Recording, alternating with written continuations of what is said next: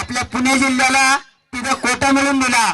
त्या अनिकेतसाठी एकदा जोरदार टाळ्या वाजवा मंडळी. कारण हरियाणा आणि दिल्लीचं वादळ शमवण्याची क्षमता फक्त महाराष्ट्राच्याच भूमीत आहे.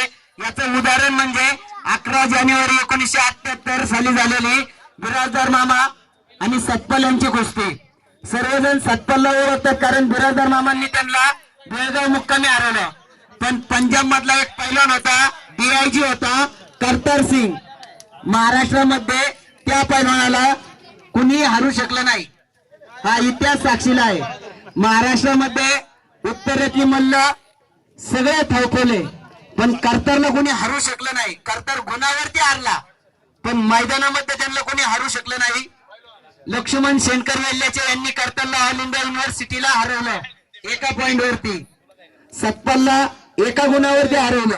पण जास्त प्रसिद्धी बिराजदार मामांची झाली कारण त्या कुस्तीला ओलच तसं होतं. धरल त्याला पाडत सुटणारा सतपाल, आव्हान देणारा सतपाल. आणि ही कुस्ती कोण करणार? बिराजदार मामांना पोटाचा विकार होता, संपूर्ण महाराष्ट्राला माहिती होतं.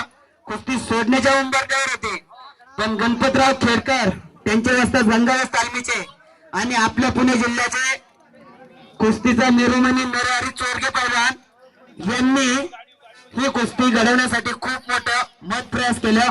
आणि बिराजदार मामांची कुस्ती बेळगाव मुक्कामी 11 जानेवारीला त्या ठिकाणी घडली. आणि त्यामध्ये 17व्या मिनिटाला समोरून धनगर डाव करून बिराजदार मामा विजय झाला. त्याचप्रमाणे हत्तीवरून मिरवणूक आपण सर्वजण जाणतात की पैलवान विजय झाल्यानंतर हत्तीवरून मिरवणूक निघते. अनेक पैलवानांच्या मिरवणूक निघल्या. सेना केसरी कुस्ती स्पर्धा पुण्यामध्ये होते. गुंडाजी पाटील याची हत्तीवरून मिरवणूक निघली. पण कुस्ती क्षेत्राच्या इतिहासामध्ये सर्वप्रथमतः गोपाळा परीत एका धोब्याच्या पोराची मिरवणूक ही छत्रपती शाहू महाराजांनी कोल्हापूरमध्ये काढली. गोपाळा परीत व श्रीपती चव्हाण यांची कुस्ती होती.